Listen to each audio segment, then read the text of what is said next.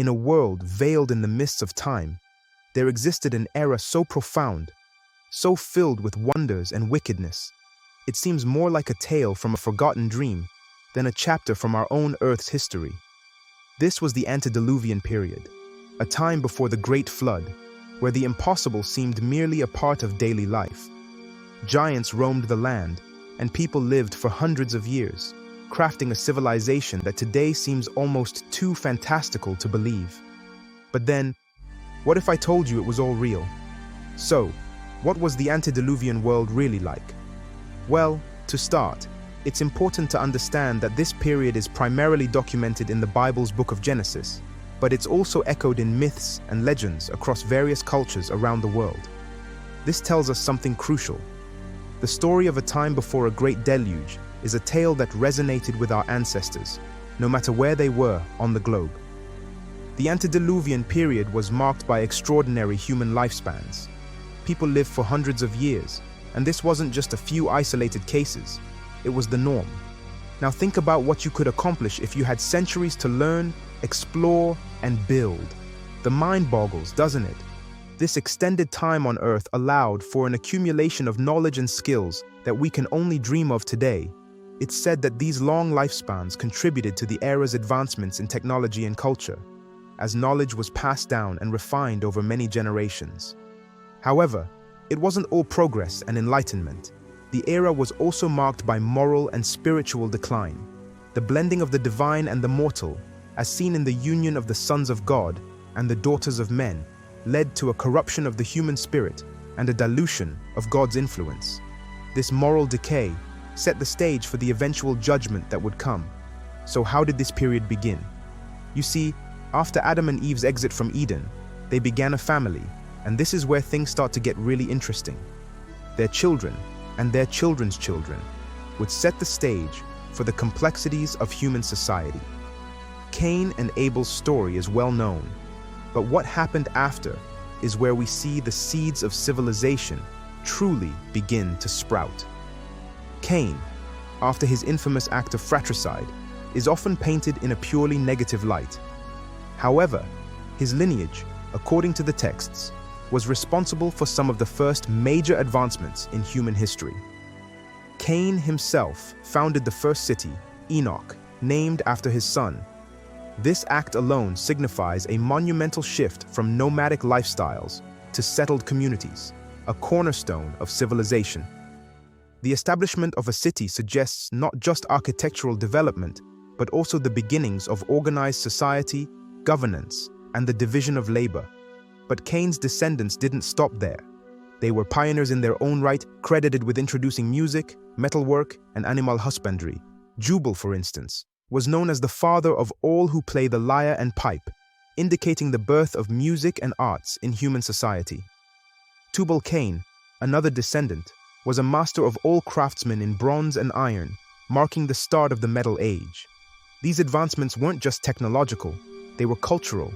They allowed people to express themselves, improve their daily lives, and interact with the world in new ways. On the flip side, there's a lot said about the moral decline within Cain's lineage, a theme that resonates through many ancient texts. This decline is often contrasted with the line of Seth, Adam and Eve's third son, from whom another lineage emerges.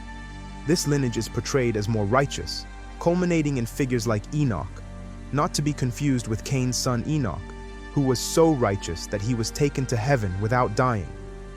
This stark contrast between the two lineages highlights a fundamental struggle within human nature, the pull between innovation and morality, between creation and corruption.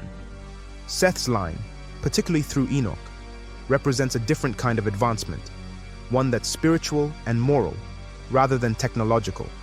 Enoch's life, especially his being taken to heaven, symbolizes the potential for humanity to live in harmony with divine principles. It's a reminder that while technological progress can transform the world, spiritual and moral progress is what ultimately shapes the soul of civilization.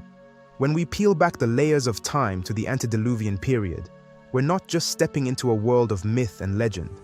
We're diving into an era of unprecedented technological progress, as I touched on before. This was a time when humanity, in its infancy, was already showcasing an incredible knack for innovation and creativity. Let's start with the ancient city of Enoch, named after Cain's son. Building a city in those times wasn't just about piling stones on top of each other. It required a deep understanding of social organization, architecture, and urban planning. The city of Enoch represents one of the first times in human history where people came together to create a shared space for living, working, and worshiping. This wasn't a collection of huts or a nomadic camp. It was a structured, planned community. It required roads, homes, public spaces, and perhaps even rudimentary forms of governance. The creation of Enoch was a monumental step forward for humanity, showcasing an early ability to transform the natural world in accordance with human vision and need. But the technological prowess of the antediluvian people didn't stop at urban development. They were also innovators in the fields of music, animal husbandry, and metalwork. Jubal, another descendant of Cain, is credited as the father of all who play the lyre and pipe. Imagine the significance of this. In a world without written records, music would have been a vital form of communication, storytelling, and expression. The development of musical instruments signifies not just technical skill, but also a deepening of the human emotional and cultural landscape. Then there's Tubal-Cain, who forged all kinds of tools out of bronze and iron. This leap into the age of metalwork was revolutionary. It wasn't just about creating weapons or tools. It was about harnessing the elements of the earth to serve human ends. Metalwork allowed for the development of agriculture, warfare, and crafts, laying the groundwork for future civilizations. Now, on to Noah and his ark. This story is often told as a tale of faith, but it's also a story of incredible engineering. Building an ark of the dimensions described in the Bible, capable of carrying two of every kind of animal, along with food and supplies for an extended period, would have required advanced knowledge of shipbuilding, logistics, and animal care. Noah's Ark was not just a boat, it was a self-contained ecosystem, a floating sanctuary designed to withstand the most catastrophic flood the world had ever seen. What about the long lifespans of the people in that era? Take Methuselah, for example. He's often cited as the oldest person in the Bible, living to the ripe old age of 969 years. Just think about that for a second.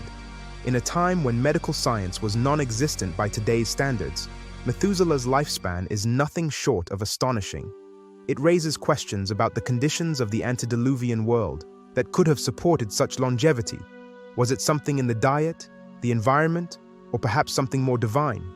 Methuselah's son, Lamech, and his grandson Noah also had impressively long lives, though not quite reaching Methuselah's record. Lamech lived 777 years, and Noah reached 950 years. These lifespans weren't just numbers. They represented centuries of wisdom, knowledge, and experience passed down through generations. It's a stark contrast to our current lifespans, and makes you wonder about the depth of understanding and perspective one could gain over such a long life. Interestingly, the Bible mentions two individuals named Lamech, each pair vastly different in their moral character and legacy. The two Lamechs present a study in contrasts. Lamech, Cain's descendant, is known for his boastful declaration of vengeance, representing a continuation of his lineage's moral decline. On the other hand, Noah's father, also named Lamech, is part of a lineage that leads to the salvation of humanity through Noah's righteousness. The genealogy in Genesis chapter 5 is more than a list of who begat whom. It's a narrative that sets the stage for the flood narrative and the subsequent chapters of human history.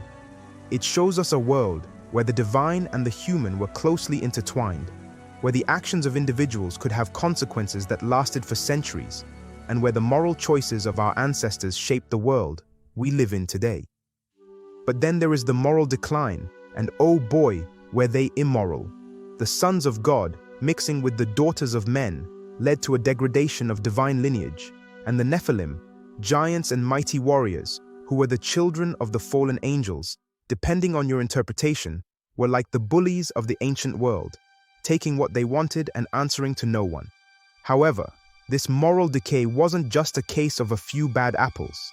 It was a systemic collapse of moral integrity, where the majority of humanity was engaged in behaviors and practices that were deeply offensive to their creator. As we delve into this period, it's clear that the people of the time weren't just dabbling in minor misdeeds. The Bible describes the earth as being corrupt in God's sight, filled with violence and wickedness. It wasn't merely about individuals doing wrong in isolation. The very fabric of society had become tainted, with corruption permeating every aspect of human life. People were living in direct opposition to the values and principles that were intended to guide them, engaging in acts that were not only harmful to themselves, but to the entire creation. This widespread moral decline didn't happen overnight. It was a gradual process, a slow but steady departure from the ways of righteousness, leading to a world where the concept of justice seemed to have lost all meaning. The hearts of men were described as being intent on evil all the time, a stark depiction of a society that had completely lost its way. In the midst of this moral chaos stood Noah, a man described as righteous and blameless among the people of his time. Noah wasn't just a good man in a bad world. He was a beacon of hope, a living testament to the possibility of living a life in alignment with God's will, even in the most corrupt of times. His life was a stark contrast to the prevailing culture of his day, a solitary example of godliness in a sea of wickedness. God's decision to wipe out humanity, except for Noah and his family, wasn't a rash or impulsive act. It was a measured response to a situation that had become untenable. The divine patience had been stretched to its limit, and the time had come for a reset, a way to cleanse the earth of its corruption and start anew. As we reflect on this period of moral deterioration and divine judgment, it's important to recognize the relevance of this story to our own times. The challenges faced by the Antediluvian society are not so different from those we face today. The tale of Noah serves as a reminder that even in the darkest of times, it's possible to live a life of righteousness. It challenges us to examine our own lives, to consider the legacy we're creating, and to strive for a world that reflects the best of our human potential, guided by the principles of justice, compassion, and integrity. What do you think? Be sure to let us know your thoughts in the comments, and as always, please like, subscribe, and hit the notification icon for more content just like this.